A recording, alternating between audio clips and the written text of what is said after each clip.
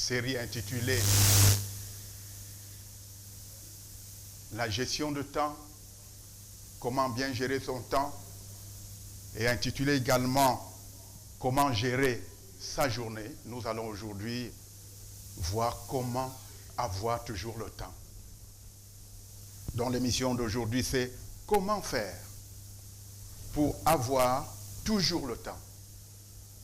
Et pourquoi cette question? Vous savez, chers téléspectateurs comme moi, que le temps est la chose la mieux donnée à l'humanité, mais c'est chacun qui se plaint du temps. Personne n'a le temps. Je n'ai pas le temps d'aller à l'église. Je n'ai pas le temps de lire un livre nouveau. Je n'ai pas le temps de rendre visite à un malade. Je n'ai pas le temps de faire le sport. Je n'ai pas le temps de subvenir aux besoins des enfants à la maison, les enfants que j'ai accouchés. Je n'ai pas le temps de veiller à mon conjoint. Je n'ai même pas le temps de manger.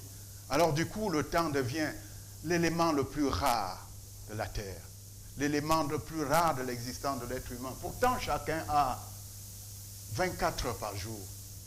Que tu sois roi, que tu sois subalterne, tu as 24 heures par jour et tu le sais.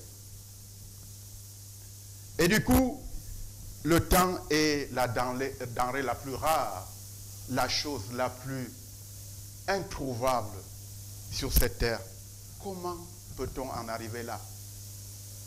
Quand on sait que le manque de temps nous donne le traumatisme, nous donne l'irritabilité, nous donne le stress et toutes sortes de maladies. Comment faire pour rentrer dans la totalité de mon temps? Je tiens à te rappeler que tu as la totalité de ton temps. Et si tu ne gères pas bien ton temps, c'est ta vie que tu ne gères pas bien. Alors tu as intérêt à bien gérer ton temps. Alors comment avoir la totalité de ton temps? Je vais te donner 8 clés essentielles pour mieux gérer ton temps, pour avoir toujours ton temps. Et la première clé, avant de te la donner, je te supplie de ne pas manquer le temps de bien écouter, de t'asseoir confortablement, de prendre le trousseau de la clé, parce que tu vas y ajuster ces 8 clés que je m'en vais te donner, afin que tu aies toujours le temps avec toi. Alors la première clé, tu as ouvert déjà ton trousseau, la première clé, je te la donne, c'est la confession positive de ton temps. Confesse toujours positivement le temps.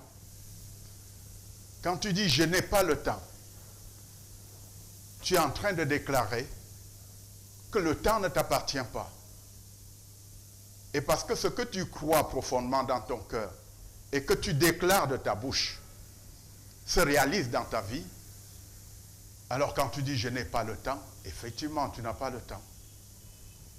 Voilà la réalité première. Et je vais te dire que c'est la clé la plus importante dans la gestion de ton temps. Alors que faut-il faire?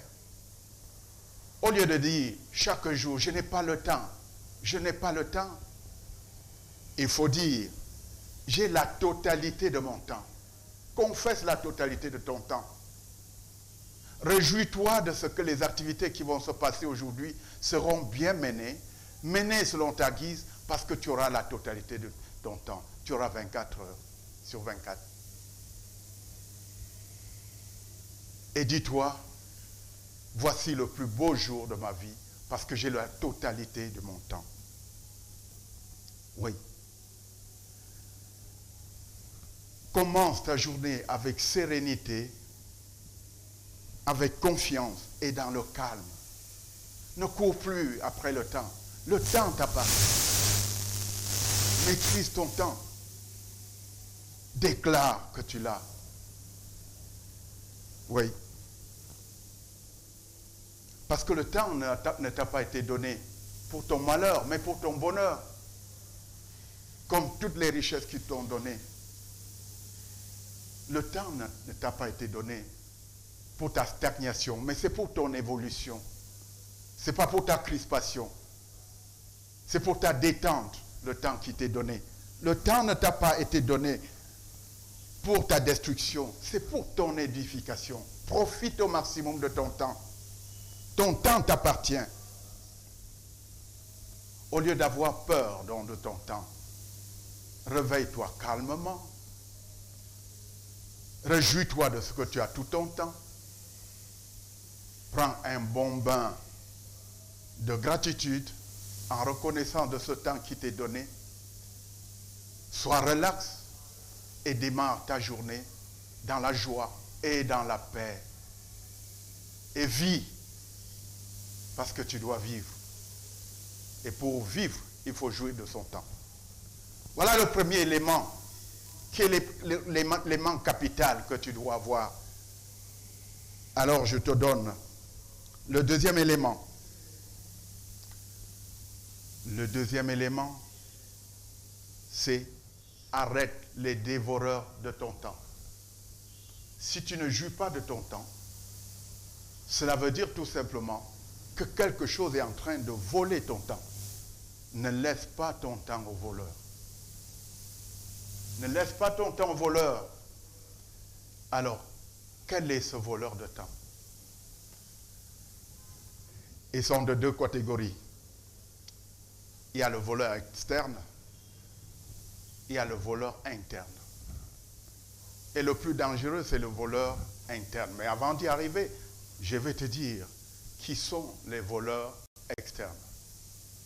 Vous savez, nous vivons dans un monde aujourd'hui intitulé la révolution ou alors la technologie de la communication et de l'information. Partout il y a de l'information. Il y a les réseaux sociaux, il y a les communications. Alors, autant ces communications et ces informations nous sont utiles pour notre édification, pour notre croissance, pour notre développement, autant ces informations peuvent être nuisibles à notre épanouissement. Les réseaux sociaux, oui, de permettre de communiquer à travers le monde, mais les réseaux sociaux aussi peuvent te détruire. L'un des éléments les plus nocifs dans la gestion de ton temps, c'est les réseaux sociaux. WhatsApp n'en point finir. Les informations dans le net qui ne te servent à rien. Les téléphones, le coup de téléphone de distraction. Et à cela, on peut ajouter les réunions qui n'en finissent point. On peut ajouter des rencontres illimitées, les rendez-vous trop longs. Voilà quelques voleurs de temps externes. Mais ils ne sont pas les plus dangereux parce que tu peux facilement les contenir. Mais ceux dont tu dois te méfier, c'est les voleurs de temps internes. Et ils sont nombreux ceux-là. Et chaque jour, ils te caressent, ils te flattent, ils t'endorment. De quoi s'agit-il? Il y a le perfectionnisme, le souci à tout prix de faire des choses de façon parfaite, que cela prend tout le temps à réaliser.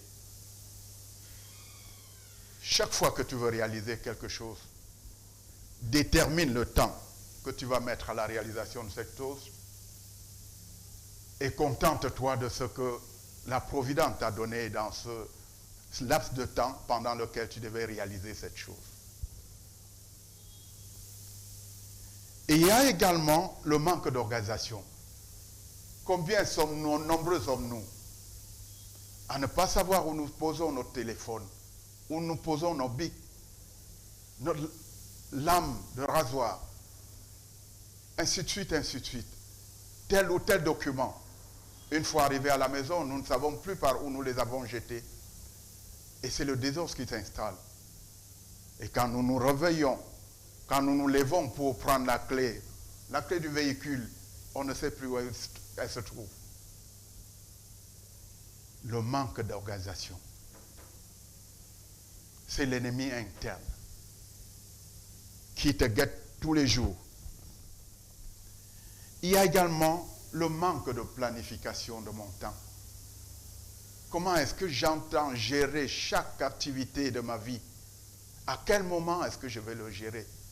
Je vais la gérer, autant pour moi. Quel temps je réserve à quelle activité? Est-ce que je le respecte? Une autre chose, c'est la procrastination.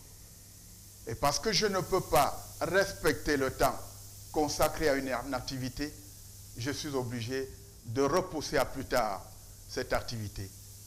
Et c'est ainsi que j'allonge le délai de réalisation de certaines activités que j'aurais dû faire aujourd'hui, pour plus tard, pour demain, pour après-demain et pour toujours. Et tout cela me cause des fatigues, des stress, des hésitations. Et c'est autant de voleurs de temps qui me guettent. Nous devons savoir que cela nous cause énormément de difficultés.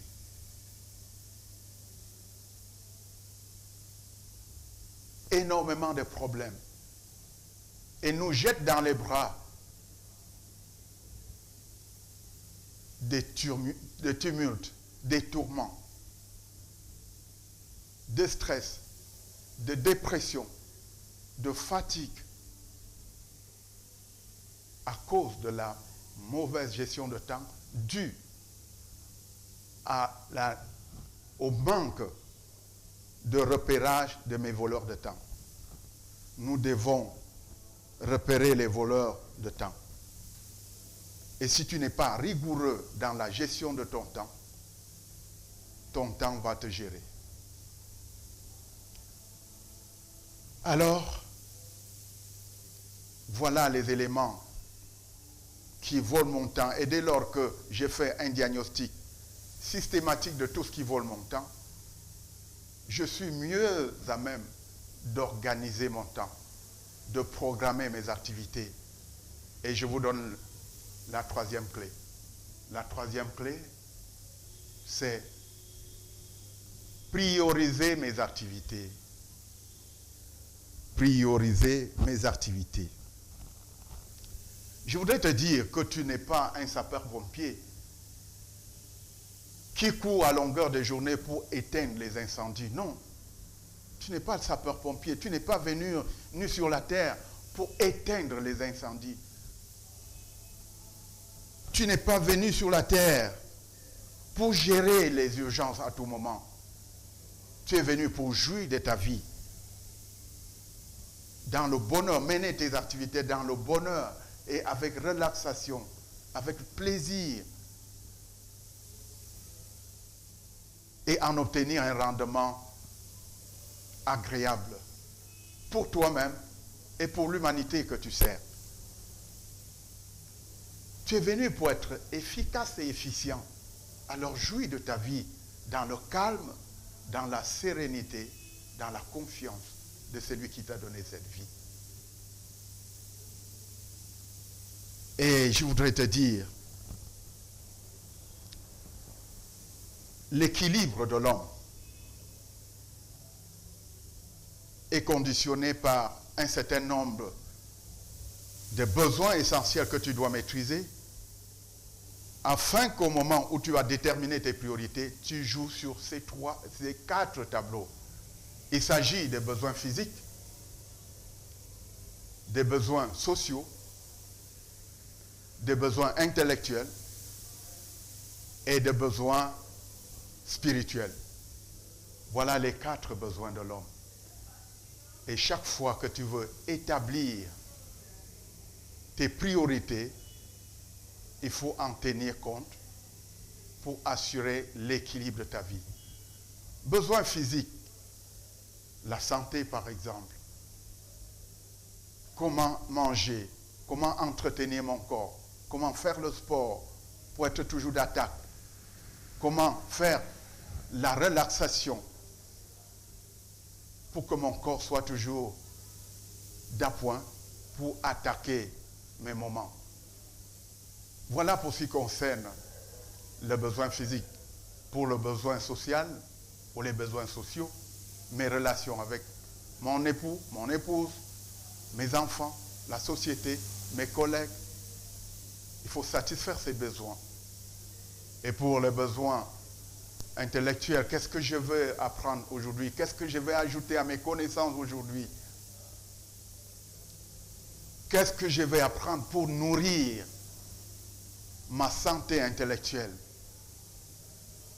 Quelle connaissance acquérir? Le besoin spirituel, quelles sont mes relations avec le Créateur? Et comment est-ce qu'à travers cette relation, j'apporte des substances vitales à mon prochain, à mon entourage et à l'univers? Voilà les 4 besoins essentiels. Et pour établir tes priorités, tu dois tenir compte de ces 4 besoins. Prenons l'exemple de celui qui, à force de vouloir à tout prix accumuler des biens, avoir de l'argent, se prive de l'amour de ses enfants ou de sa famille. Il aura eu la priorité de chercher de l'argent, bien entendu. Mais qu'aura-t-il fait de sa famille? Donc dans tes besoins, il faut équilibrer. Autant je veux prospérer financièrement, matériellement, autant je dois prospérer dans mes relations avec ma famille. Prenons maintenant celui qui s'attache tellement à sa famille qu'il n'a pas le temps de vaquer aux occupations génératrices de revenus. Comment va-t-il faire pour entretenir cette famille? D'où la nécessité non seulement de s'attacher à sa famille, mais d'avoir des priorités qui vous donnent la garantie de certains conforts matériels. Et comment avoir la garantie de confort matériel si tu n'apprends pas pour mieux connaître, pour mieux assimiler, afin de mieux impacter ton entourage et ta famille et la société? D'où la nécessité d'apprendre, la nécessité d'augmenter tes connaissances jour après jour. Et comment saurais-tu distinguer la véritable connaissance, la connaissance qui porte le bien à l'humanité, si tu n'es pas connecté à la volonté du Créateur qui t'a envoyé et qui t'a donné une mission que tu dois assumer en vue de la satisfaction des besoins de l'humanité, en vue d'impacter cette humanité? Voilà les 4 leviers sur lesquels tu dois t'appuyer pour pouvoir disposer de tes priorités et les gérer avec maestro. Et je voudrais vous raconter une petite histoire qui a été dite par le Tibétain moine Dalai Lama. Quand il lui a été posé la question de savoir qu'est-ce qui l'étonne le plus dans ce monde, dans cet univers, est-ce que vous connaissez sa réponse? Il a dit: ce qui m'étonne le plus, c'est l'homme. C'est l'être humain. Et à la question de savoir pourquoi c'est l'être humain, il a dit: l'homme sacrifie sa santé pour chercher de l'argent. Après, il dépense de l'argent pour obtenir sa santé. Et à force de penser anxieusement à son avenir, il finit par compromettre son présent.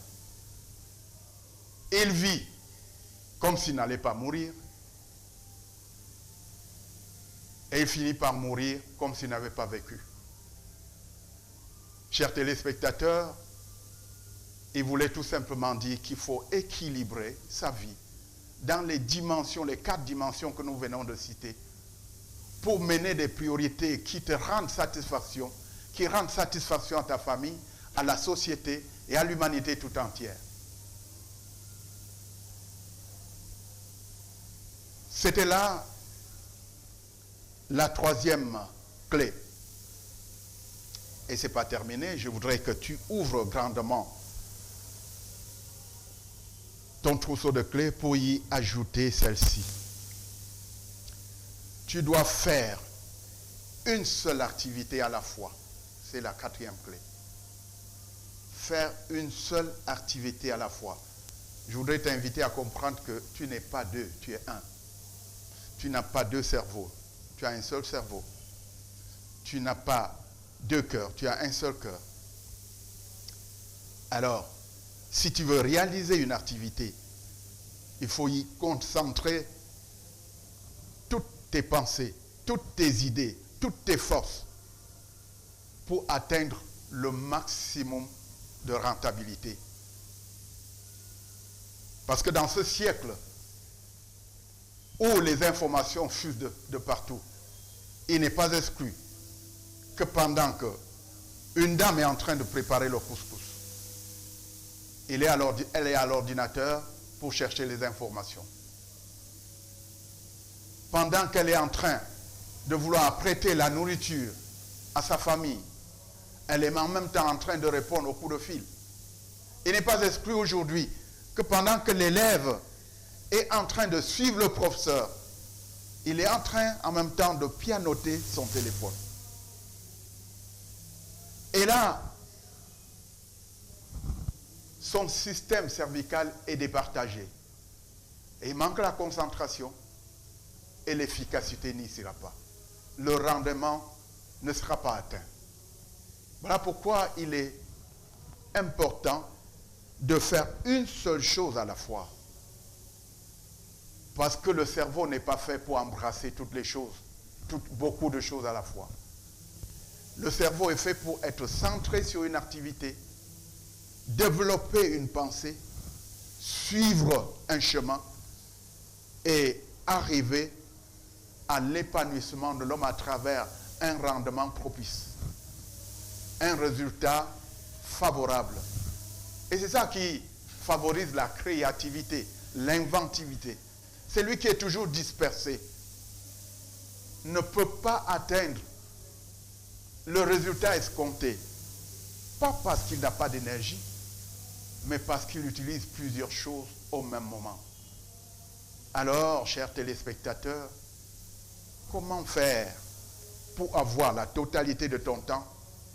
Je te conseille de faire une seule activité à la fois. Ouais. La 5e clé que je m'en vais te donner,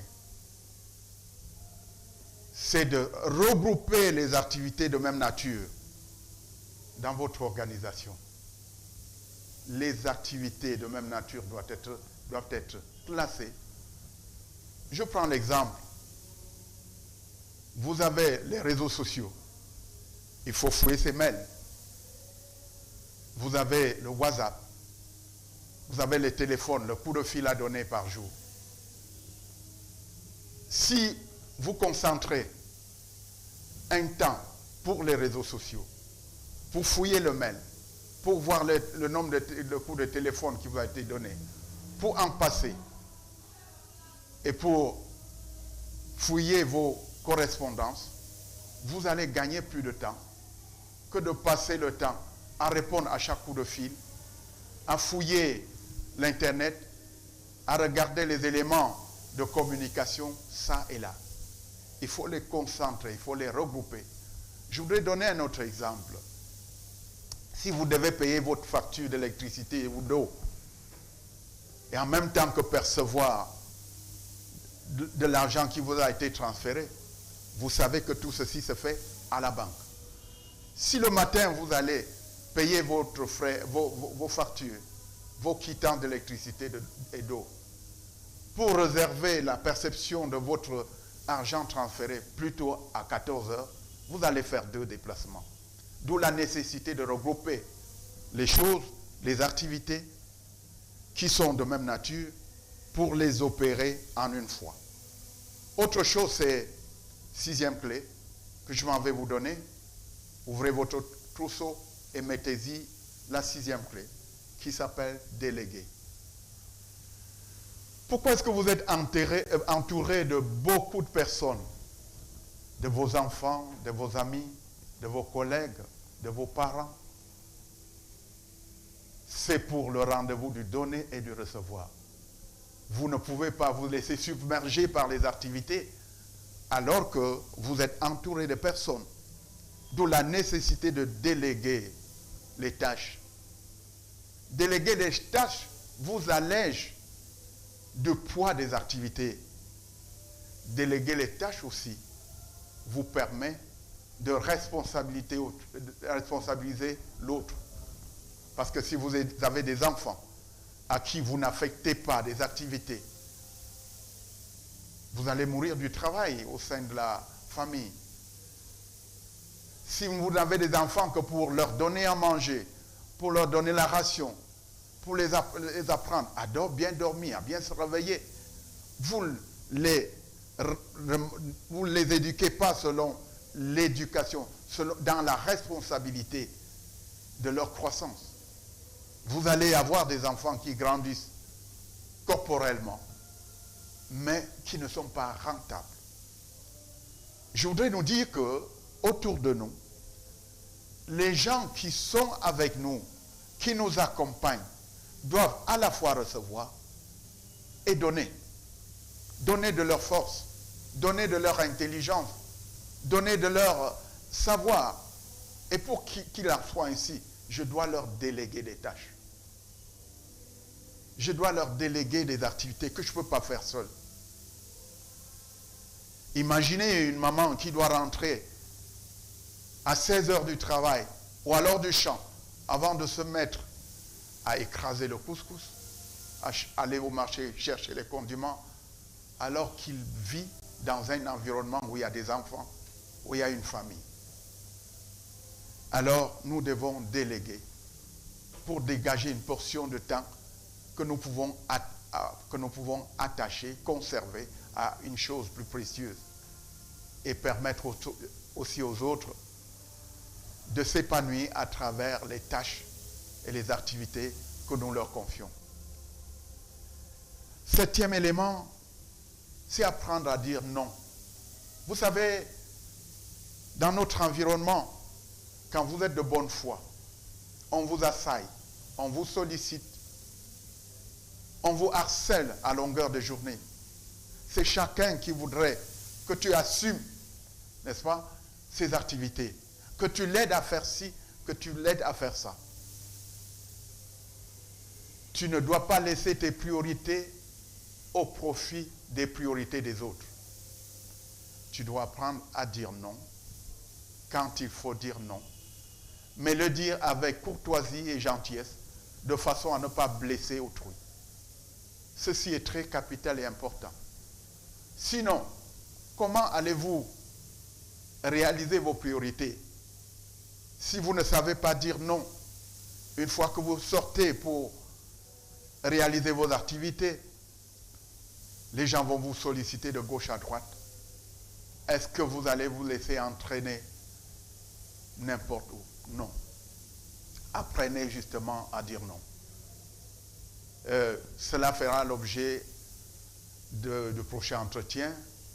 Comment dire non? L'assertivité. Nous allons y revenir prochainement. Nous devons donner la priorité à nos priorités. Si vous ne voulez pas donner la priorité à vos priorités, si vous ne savez pas dire non, on va vous servir un repas que vous n'aurez pas souhaité. À une heure où vous devez être occupé à faire autre chose, on va vous donner une bière que vous n'avez pas sollicitée. Et vous allez vous l'ingurgiter pour détruire votre corps au moment où il ne fallait pas, ainsi de suite, ainsi de suite. Si vous ne voulez pas conduire votre vie, les autres vont conduire votre vie, mais sans vous. Je voudrais que vous mettiez cette dernière clé. Il s'agit, et c'est très capital, et c'est très important, ayez le temps de repos, ayez le temps de pause. On ne peut pas travailler continuellement sans se reposer, sans évaluer ce qu'on est en train de faire, sans avoir le temps de manger, de boire, de se reposer, de se réjouir du fruit de son travail. Ayez le temps du repos. Ayez le temps de pause. Ayez le temps de vous recréer. Ayez le temps de contempler la nature qui est belle, vos activités qui réussissent, et d'avoir la gratitude au Créateur par rapport à tout cela et à dire merci. Chers téléspectateurs, voilà ce que nous pouvons vous dire et les 4 clés que nous vous avons réservées pour répondre à la question comment toujours avoir le temps. Et vous me permettez de reprendre point par point. Premier point, confesse positivement ton temps. Ne dis plus je n'ai plus de temps, je n'ai pas de temps, je n'ai pas de temps. Dis j'ai le temps. Et avec calme et sérénité, gère ton temps. Deuxième élément, fais le diagnostic de tous les voleurs de ton temps. Maîtrise-les et élimine-les. Troisième clé, prioriser tes activités de façon à gérer ta vie avec sérénité et avec confiance.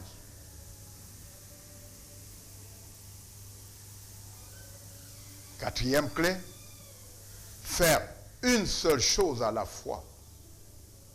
Faire une seule chose à la fois. Cinquième clé, regrouper les activités de la même nature pour les réaliser dans une chaîne de temps. Et pour ce qui concerne la sixième clé, il faut déléguer les activités que vous ne pouvez pas faire à votre entourage pour non seulement te libérer pour un temps à exploiter à des choses plus importantes, mais également pour responsabiliser l'entourage. Septième clé, apprends à dire non à tout ce qu'on te propose pour te concentrer à tes priorités et assumer tes responsabilités. Et huitième clé, observe.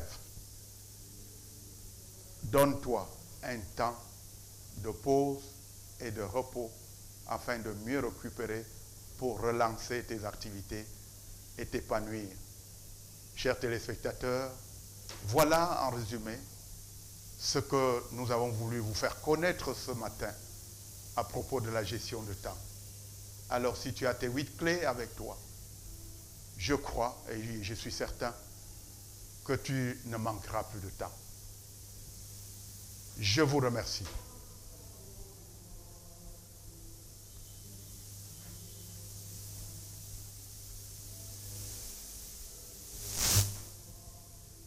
Ça fait combien de minutes?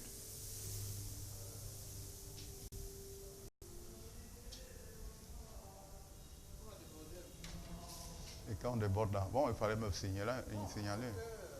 Hein? Bon.